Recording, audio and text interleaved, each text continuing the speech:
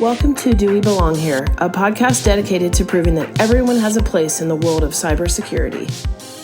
You guys, last year we were at this WESIS conference and we had such a beautiful time seeing all you women and allies that it inspired us to create a documentary about women and perseverance.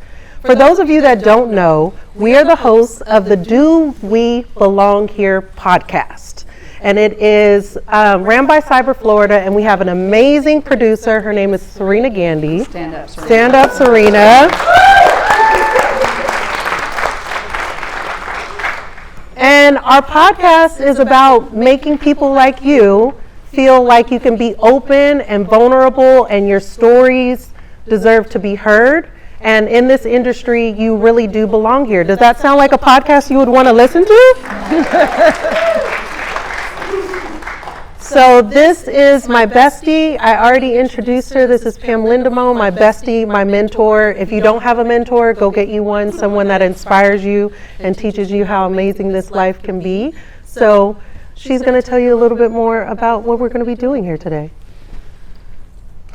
Listen, it's been a year doing this together, a little over a year and a half, and Tashya, she works at Meta. If you haven't talked to her at the conference, find her, talk to her. She's great energy. I love being around her. And one of the goals for the documentary and the podcast was to really highlight and showcase perseverance in this industry. And I don't think we could have found a better candidate to showcase than Jenny Radcliffe.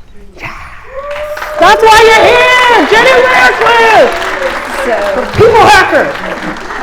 The people hacker. And listen, I got chills when I was saying that. Like, I wish you could feel what I just felt saying her name. Like, we're so really proud that she took the trek from the UK all the way here. Yeah, we're excited to have her here. Odds stacked against you. Who's ever felt that? Anybody in the room? Right? And basically, as women in this industry, we have that. We're really up against some walls that we have to navigate and persevere through. But Jenny, you're gonna love hearing her stories. She's compelling and she is amazing. Let's not wait anymore. Let's get to her. Jenny, please join us on the stage.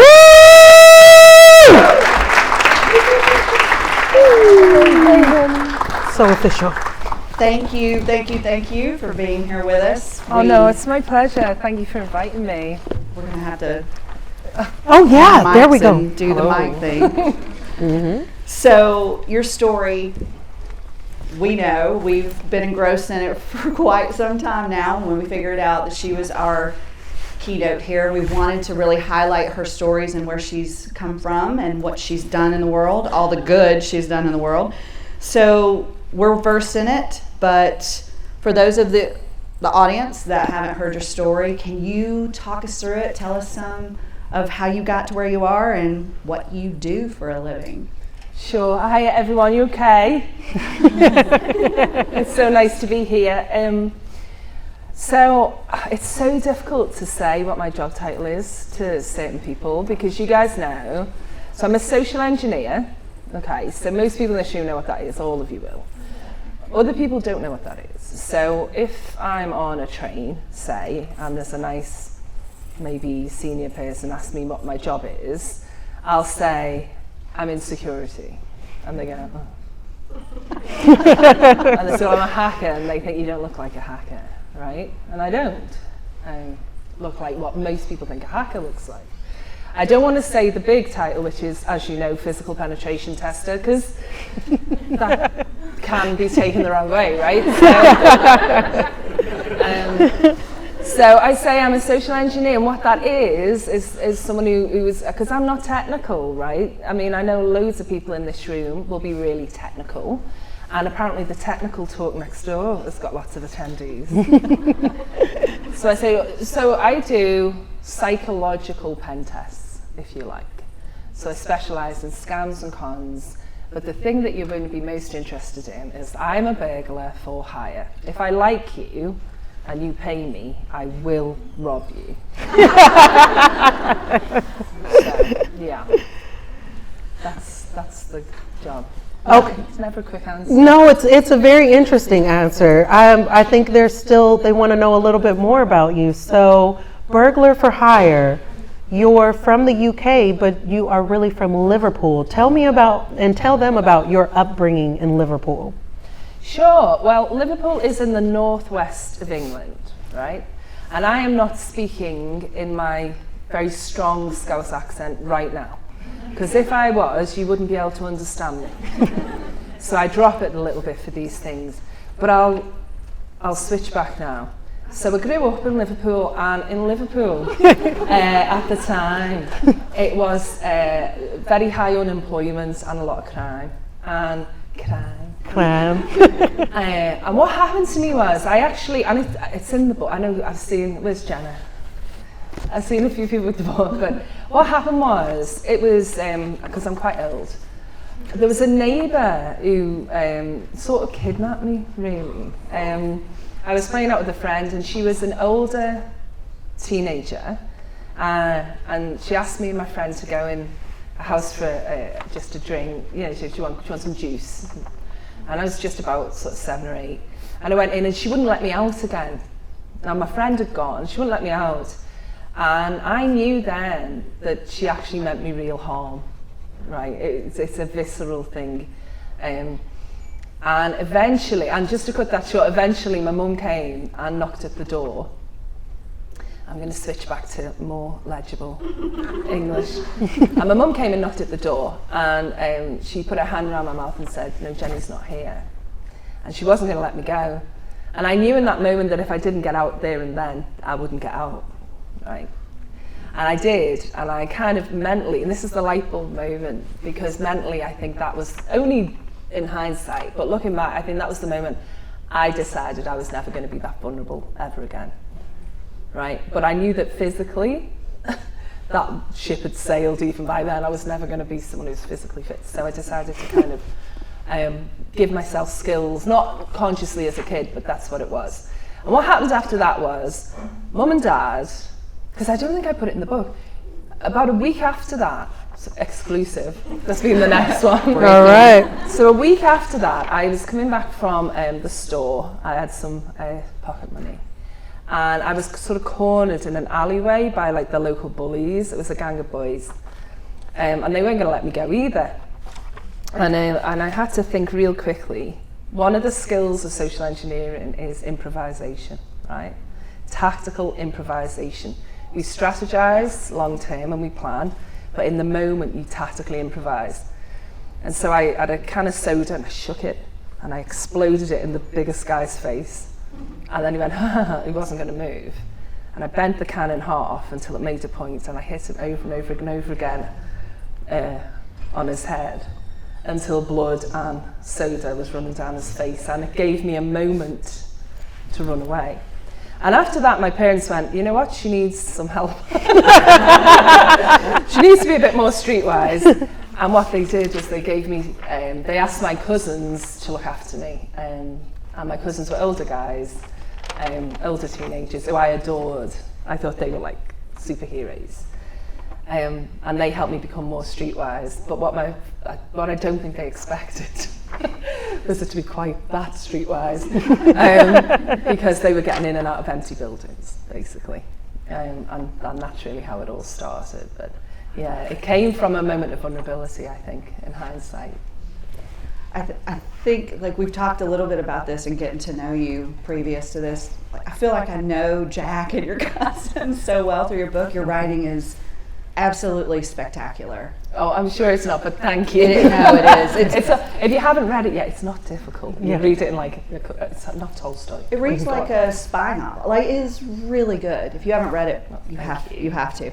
So in order to do what you do for a living, you have to look at situations as if they're actually malicious individuals and find all the little details, some scary criminal details, right? And we know you have many examples of this, but can you share a story of a time you successfully executed on your plan, as you say? Yeah, you do. I mean, I think if there's one thing that makes everything different, it's looking at things. You come at things from a different angle, right? Look at things sideways. So one, I'll give you two examples. One example I talk about when I speak to non-security industry is when we tell people to be careful what they put on social media, right? So I always say, and they always gasp, because I was speaking with the UK Association for Agricultural Engineers, so farmers, right? And I was like, so you know that if you put something on social media, it can be used against you? And they're like, huh? I mean, did any of you put a photograph of your child on their first day of school in their lovely school uniform on, you know, on social media? Yeah, and I said, okay, so that's really dangerous. And they think, oh, well, you know, right, but they're not going to be kidnapped. And what I do is I say, no, it gives me so much information that I can make up a story that's going to really resonate with you, and then you're going to click on the phishing email, the spearfish, or I can use it for a fish, right? So that's the type of thing we're talking about. Fine. So far, so good. You all know what I mean. How do I use it like a criminal? Now, before I go further, can I just say I am absolutely a nice person, I promise. Right, don't hate me for this. And remember, I'll only rob you if I like you, and if you pay me, and I will not hurt anyone, really, unless you really, really annoy me. Composure. So, one of the things was, there was this lady, and we needed her to click on a link to complete the test. So we're looking for things. And one of the things, see, I'm laughing, evil laugh, and I don't mean to, but one of the things was she had lots of pictures of her little cat online, and I love cats, you know I love cats. And what we needed her to do was not get on a plane, and we knew she was in the airport. So this is what I did, right? Don't judge, because I promise you it was for her safety. I rang her and went, oh God, hi, are you okay? I said, look, I'm so sorry to call you, but I found this number, and it's on the collar of this little cat that we've just found that's been hit by a car. It's fine. The cat is fine, but we just need to give it some just emergency medicine, just to, you know, to look it over. Do I have your permission? Are you the owner of, you know, Fluffy? And she's like, oh my God, I mean, it's fine. I love cats. I've got her. She's fine, but I just need. Can you just say we're all right to give us some emergency treatment, and you give me, you know, your husband's number? I can't remember the rest of it. She went, yeah, oh my God, it's okay. I said, it's fine, I can send you a little picture. I'll send you a picture. The cat's fine, okay? I'll send you. It'll be in a link. Ah. I know. And then I know, it's evil. And she did, and then, like, you know, so I know it's horrible, but she didn't get on that plane, and she did click the link, and we got paid, and they were looked after. Now, I can see some of y'all looking at me like, oh, that is horrible. That is the, you know, pre-watershed version of the type of thing we can do. But it is, I promise you, it's to look after them. I promise you that it is, you know. And I felt terrible doing it, but, you know, I can sleep well at night because... You did the right thing. Well, I did the wrong thing for the right reason. There it is. There you go. I like it. The cat was fine, the cat lived, it was fine. Fluffy lives on. And you didn't accidentally hit the cat with a car to make it all happen. Okay, so the cat is fine, really fine. I'm not a monster. Yeah. So part of the reason why you all are here and that Jenny is here is because in this career of cybersecurity and social engineering, it takes curiosity and perseverance, right? And in all the stories, if you guys can imagine being a burglar for hire, that you're paid to break in somewhere and show evidence that you got in, your curiosity of figuring out how to get in gets you there, but your perseverance has to get you out. So can you give these people a good story about how your curiosity got you in and how your perseverance got you out? So it's such a weird thing. I think curiosity is one of the reasons that it became a career, really, because I was kind of nosy, I suppose. I don't like using that word because actually it turned into a skill. It's kind of like when someone says, oh, you're bossy, and they only, almost exclusively to women, by the way, oh, you're bossy, as opposed to assertive or anything else, right? So being nosy is not really it, but I was curious. I suppose I used to, wherever I went, I always used to think that everyone has something to hide, and like everyone's got a secret life. And so I used to think that about buildings, like what's behind that door? Even here, I'm like, why? It's like those lying security signs that say door is alarmed. Is it though? Is it though? It usually isn't, right? I can tell this one. And so I suppose like from that point of view, there was all sorts of things. And I was thinking about this with the questions, like what would I say was curious? I mean, there was loads of things. I've opened a door. I'll tell you one thing that was bad. I just thought of. I did a job in, I think pretty sure it was London, big high building. And honestly, I run the crew very tight now. So if we do a job, they're not allowed to do anything like this. We're in and out in 90 minutes, and no one's supposed to do anything off script ever. But I can, because it's me, right? And it was just me. And so we were, I don't even think what floor we were on. I mean, I can't even remember, but really high up in the skyscraper in London. And there was a door, and so we'd done the job, and all I have to do is get out. And there's this door, and I thought, and it's the same thing. So, that's a nice door. What's behind that door? Is it locked? No, it's not. I opened the door, and there was nothing. It was like I didn't know it was an elevator shaft. So I kind of went, slammed it, and it made one of those, boom. I was like, you see, and now I've drawn attention to myself, right? For doing something I didn't have to do. It wasn't in scope, and like that's really important to keep it all in scope. So like there's lots of things like that happen all the time. I'm too nosy. I'm nosy about physical things, but I'm nosy about people if it's within the job. And even outside of the job, it's like, what is it that person isn't saying? Like, what is it that is really happening?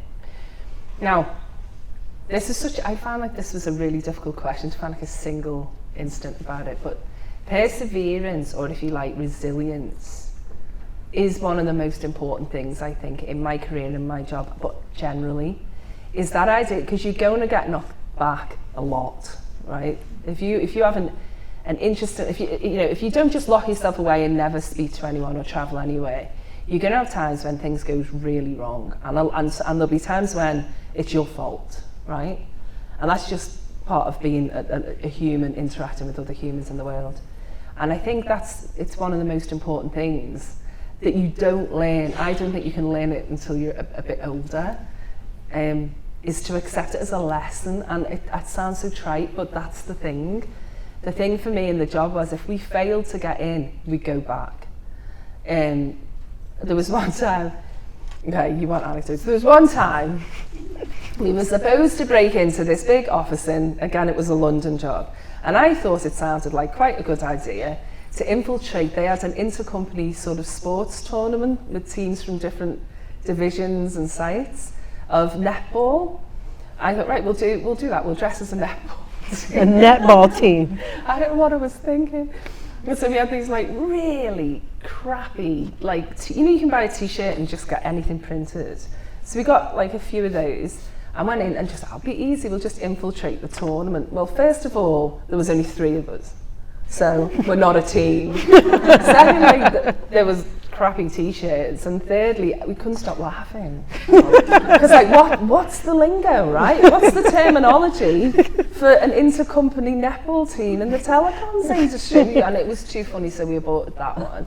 But then I still will complete the job as professional prior, so we went back and tried something else, and we will hit them again and again and again until we get in. Very often we'll send in a disposable B team first with the full intention of them getting caught, because then security relaxes, they think it's over, and then we'll hit them afterwards.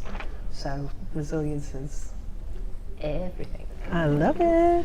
When you're hiring for your team, but oftentimes I'm asked like, what do you look for? What works in cybersecurity? So what do you look for in your team? Perseverance or curiosity? Or do you get both ever? Yeah, unfailing loyalty till death. And blood vows, no. The most, I can, it's not personality. A lot of people think with social engineering it's your character, like your personality. Are you really extrovert or whatever?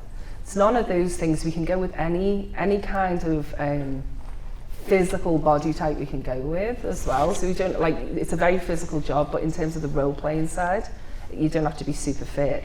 I need to be fitter to do some of the jobs we used to do, because I'm not climbing. It's not that I couldn't. I probably could, but I'd collapse at the top. But I'm not climbing like 48 flights of stairs anymore to get to the top of some bloody skyscraper for somebody. No, the team can do that.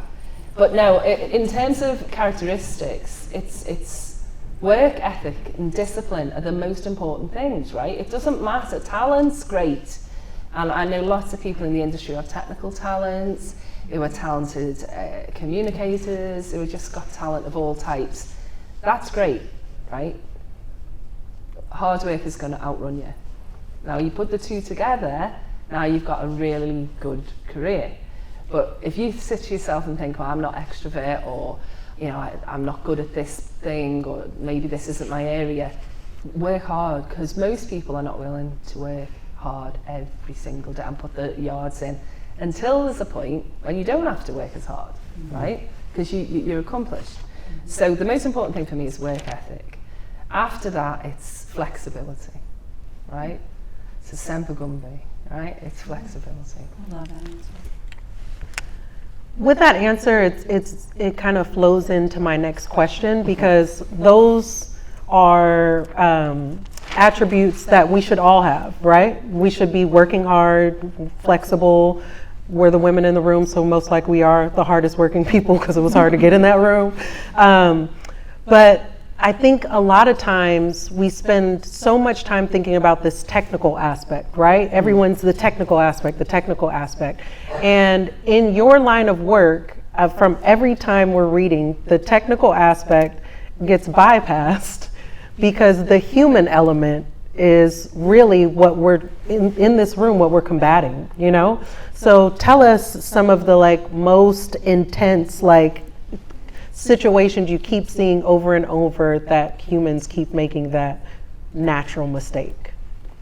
So it's about being underestimated, okay? So, and I know we may speak about that later, but most businesses they assume people are stupid, right? And we do as an industry, assume people are stupid. People aren't stupid.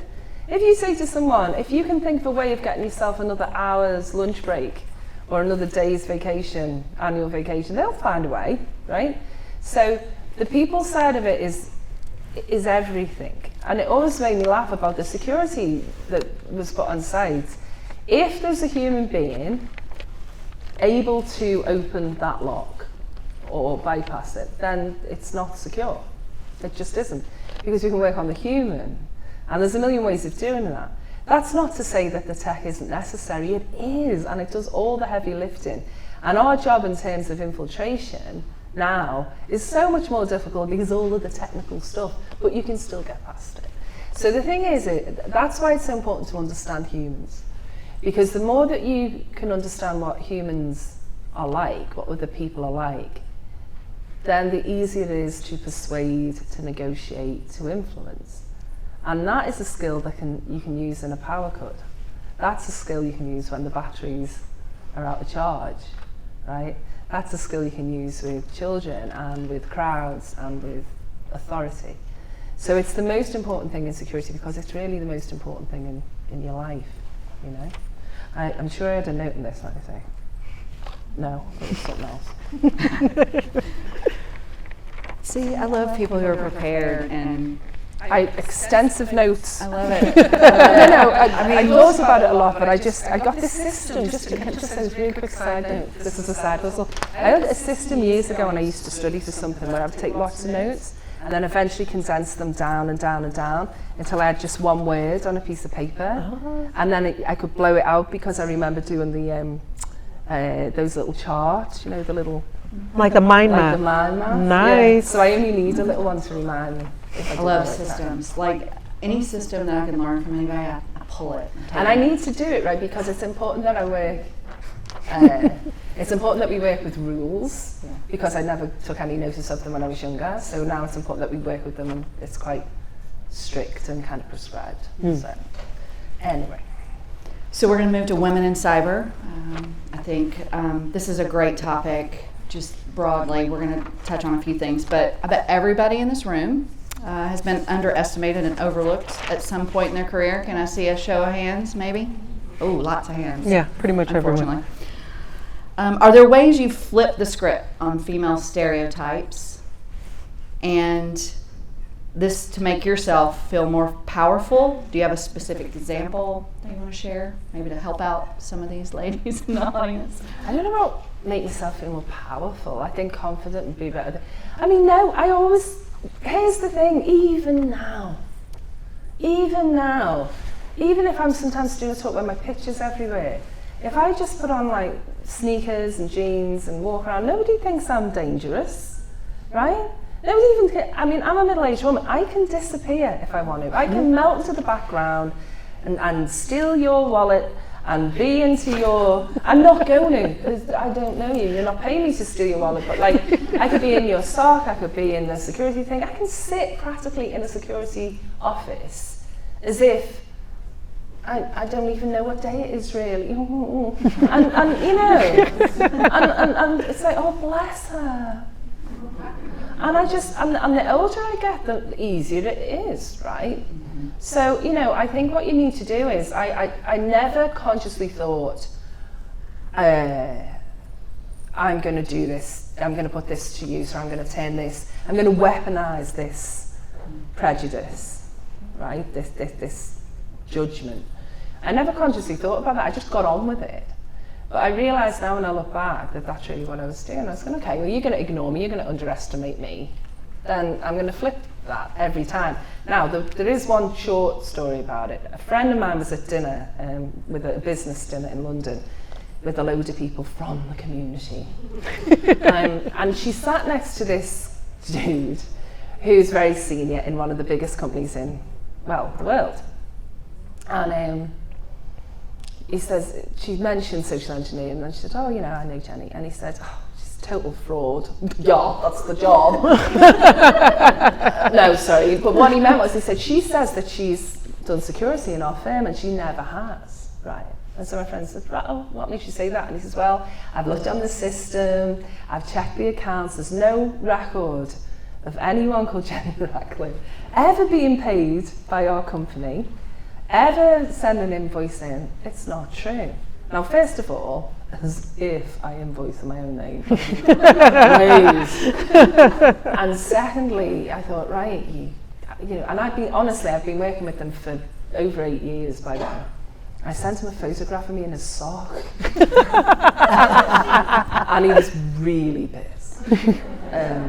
You know, and it's because, like, no, she must be lying. It couldn't be, you know, she goes straight to the whole thing's fabricated, as opposed to maybe she's made it so I can't find the invoice. Maybe it's something else.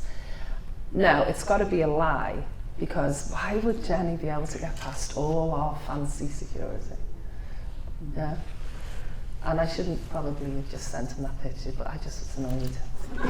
No, you did need to send him that picture. Right? You know why? She did. Because sometimes we have all been underestimated, right? You're sitting in a room and sometimes people don't believe that you should be there, and you're saying the right things and doing the right things, but there's still somebody like, how does she get in here? You know, how she's not supposed to be in here.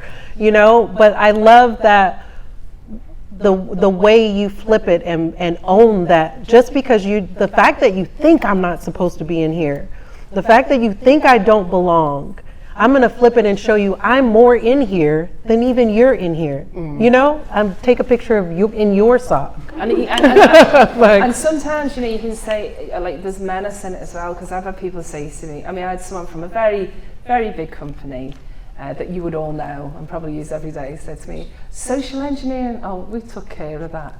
And I was in a bad, like, I'm a grumpy old woman, really. And I was in a bad mood that day, and I went, you shouldn't say that to me. You shouldn't say that to me. I said, you just painted a great big target on your back. Yeah. Because now, right? Mm-hmm. Now you don't even have to paint. Now I'm going to do it just for, like, the kicks. Right? Because you're saying I can't do it, you shouldn't do it. Now I'm not, because it costs a fortune, it takes a lot of time, but I might have. and you know, here's the thing: if they happen to walk in front of the car, I'm not saying that the foot's not going to go to the metal, right? What I'm saying is, I'm not going to set out to rob you, but should the opportunity arise, I just opportunistically, I might not, you know, walk away. Just be careful what you say to grumpy women.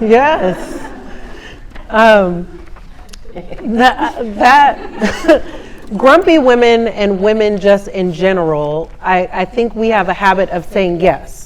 Because we might be the only in the room, or you might feel a little uncomfortable, you'll just go out of your way. Yeah, I'll do it. Yes, yes, yes. Like in your book, I see a transition of how you stop saying yes. Do you have any tips and tricks on how you stop saying yes and things that they should think about to say no?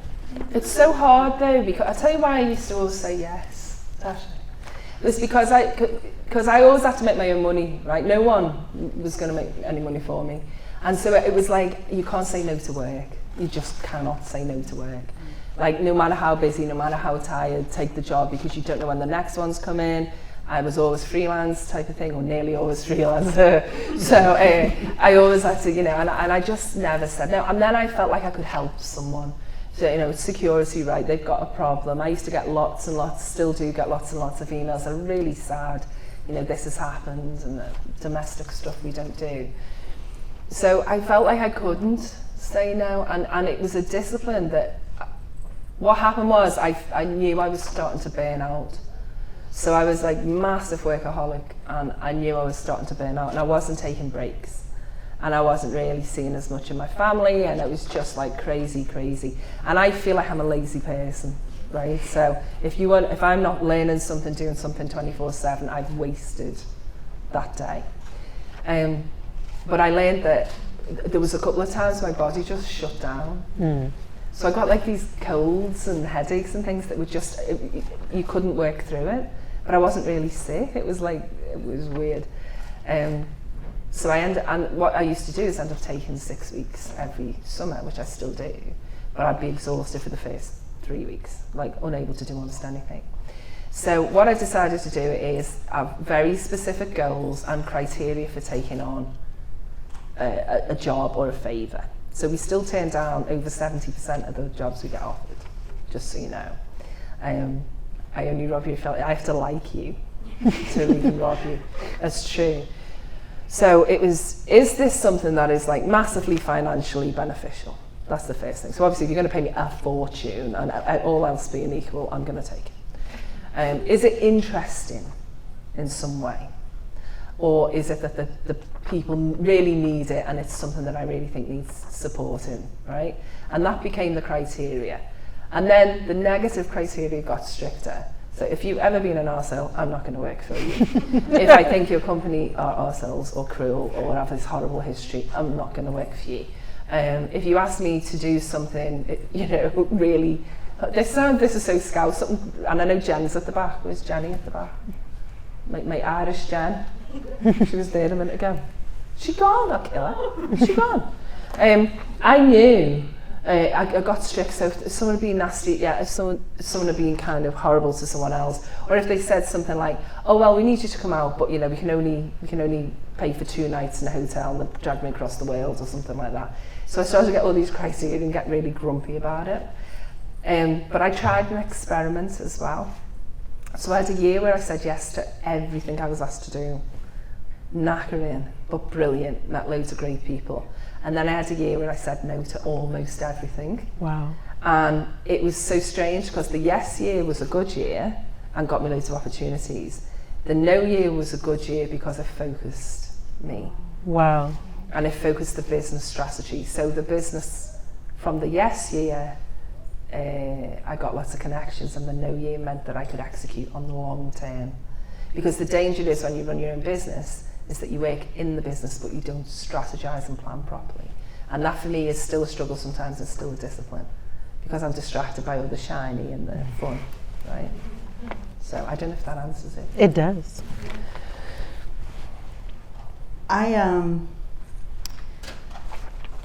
Your story resonated with me about wearing yourself out, and this business can burn you a good bit if you're running pretty hard. And it took me a while to figure out boundaries. And I don't know if you have any tips and tricks around people out there that are struggling with boundaries to say no. Yeah, it's difficult. I think if you feel like you can't, because you can't just go no, especially if you're waiting for someone, you do this job, you go no. And it feels rude, but it also, that's going to create conflict.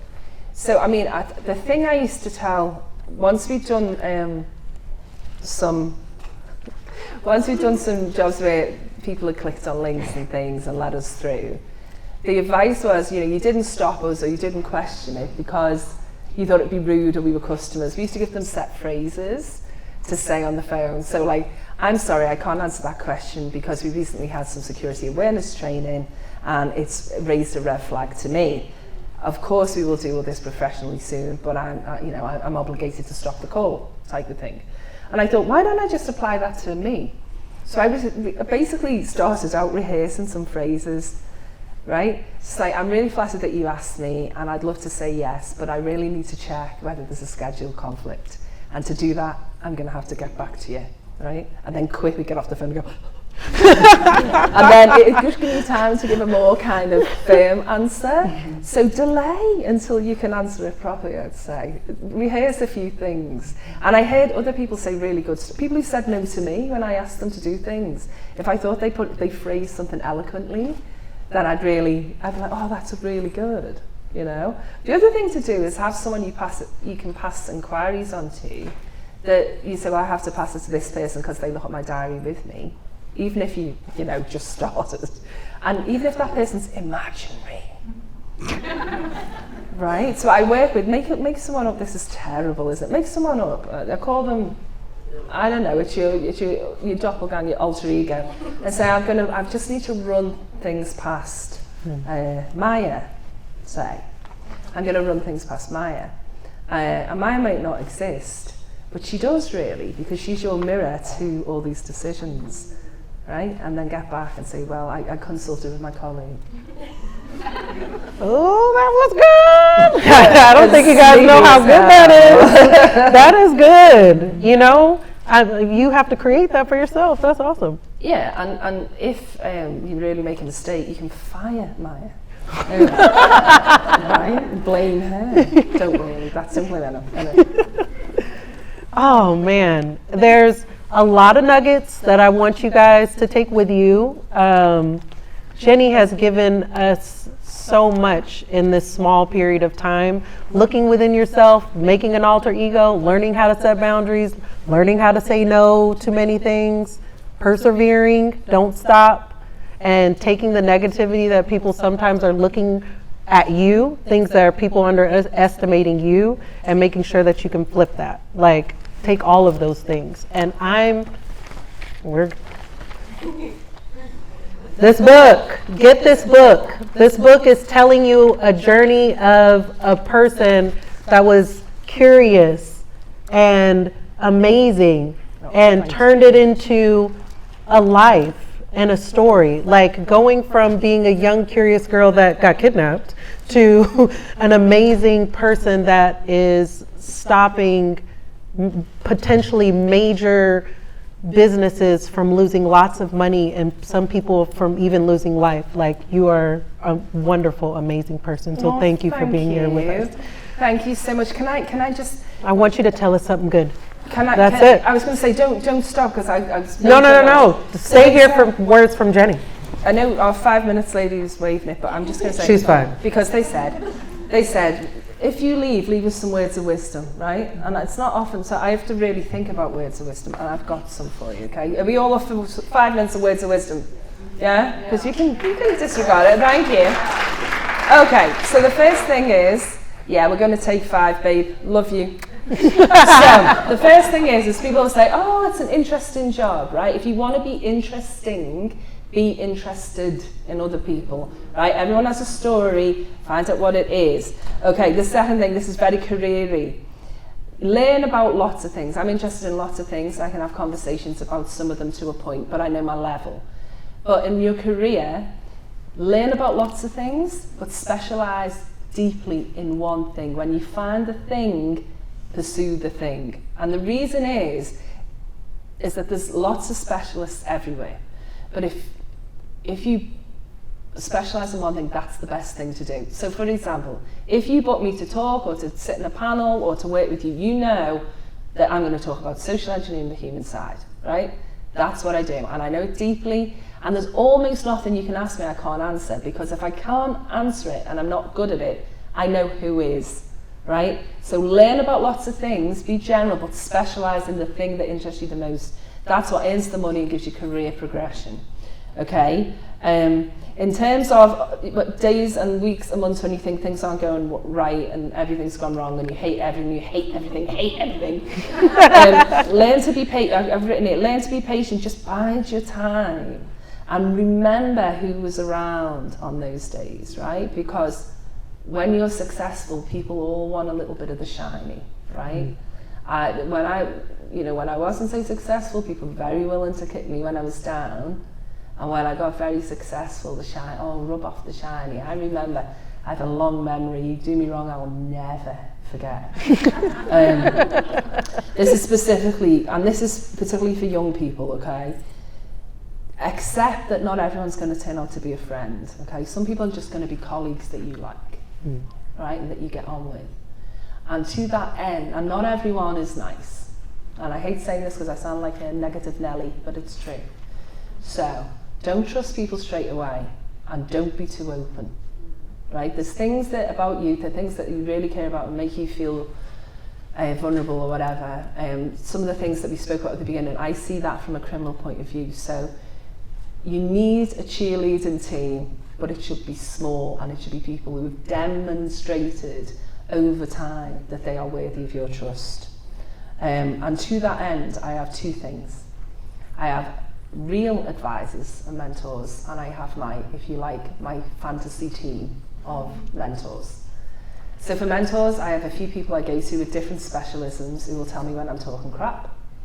But I can go to a moan and they'll say you're moaning, but they'll let me moan. And who've given me good advice. They include people who are younger than me, because I am older now and I need a young mentor to give me perspective. But my fantasy team of mentors include various characters from fiction, including people like Arya, right, and Cersei and Tashya. Yes. And I have them for different things. So one of my fantasy board of directors, for example, is Freddie Mercury, right? Because if I'm supposed to get on and shine and I feel a bit tired and I know I look like crap and I've been working too hard or I'm worried or I'm sick, I think, what would Freddie do? And if someone's there who's like done me wrong, but I'm supposed to be professional with them, what would Arya do? Right? And it sounds silly, but I have little Funkos of all of them. They're behind my desk, and sometimes when I don't know, I think, what would they do? Okay? So do that, and don't kind of tell everyone that because they'll think you're crazy. Right, two more things, and then I promise you done. The next thing is, whenever you get someone says, thank you for your help, or you were great today, or we really couldn't have done it without you, save that comment or that email in a little file that is your having a bad day file. And when you're having a bad day and everything's gone wrong and you feel like you don't know what you do, go back to that file and build it over the years, and you can read all those things that will boost you a little bit, okay? Preferably with a beverage of choice, okay?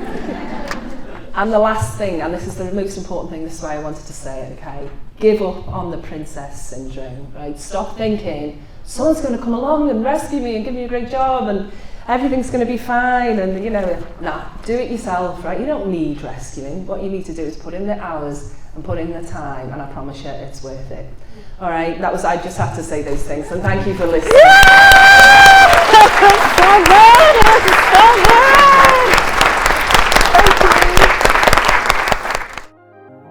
Thank you for listening to the Do We Belong Here podcast produced by Cyber Florida. To learn more about the show, visit cyberflorida.org or connect with us on social media at Do We Belong Pod.